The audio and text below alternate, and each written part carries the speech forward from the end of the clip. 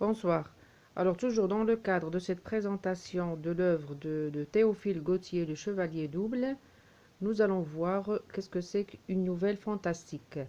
Alors, si dans un premier lieu, nous avons travaillé la nouvelle réaliste, là, nous allons découvrir la nouvelle fantastique avec ses caractéristiques avant de travailler un exemple de nouvelle fantastique qui est Le Chevalier Double. Alors, la question qu'on peut se poser est la suivante. Qu'est-ce que c'est qu'une nouvelle fantastique?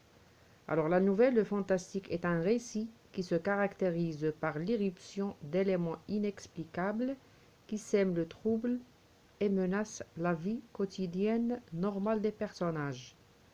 Le récit fantastique ne fournit pas au lecteur les moyens d'élucider le mystère, ce qui prolonge le trouble.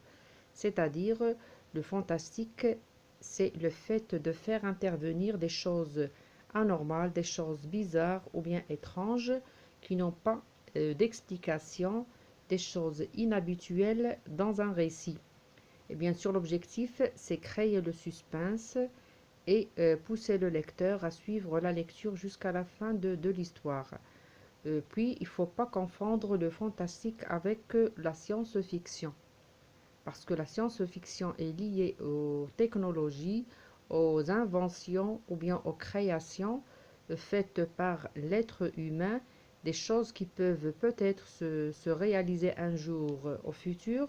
Par contre, le fantastique, il est plutôt lié à des forces extrêmes, des forces inexplicables qui dépassent la force de l'être humain.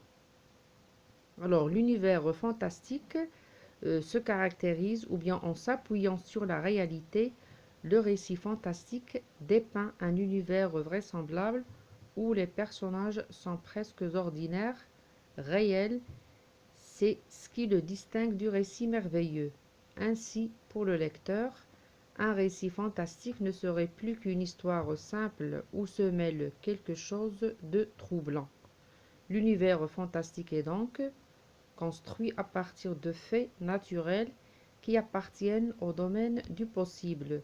C'est un monde qui ressemble au nôtre tout en étant différent et qui se construit autour de repères significatifs.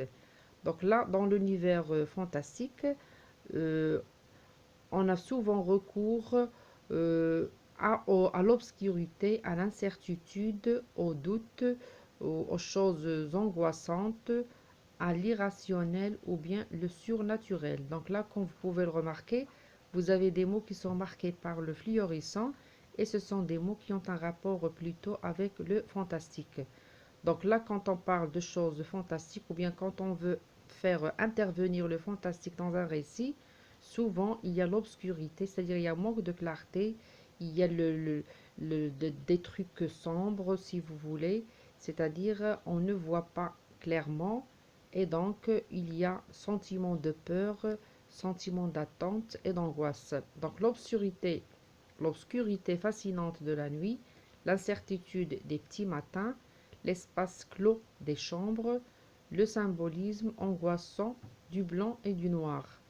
Dans cet univers évoluent des personnages anonymes, solidaires, doubles, qui vivent des aventures extraordinaires et qui en sortent marqués.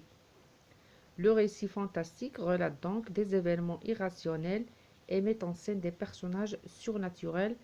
Cela relève du registre. Donc le fantastique, du registre fantastique. Ce registre au niveau de l'écriture se distingue par les procédés suivants.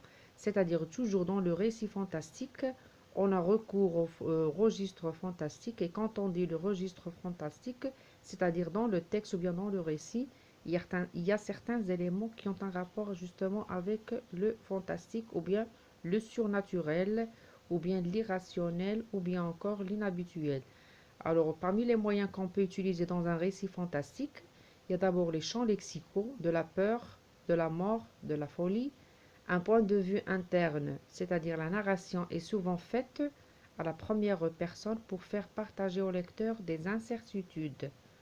L'emploi de modélisateurs de doute, c'est-à-dire il y a incertitude, on ne sait pas ce qui se passe exactement, on a besoin d'attendre il y a le suspense, comme j'ai dit tout à l'heure, puis euh, il y a de divers sentiments qui s'entremêlent.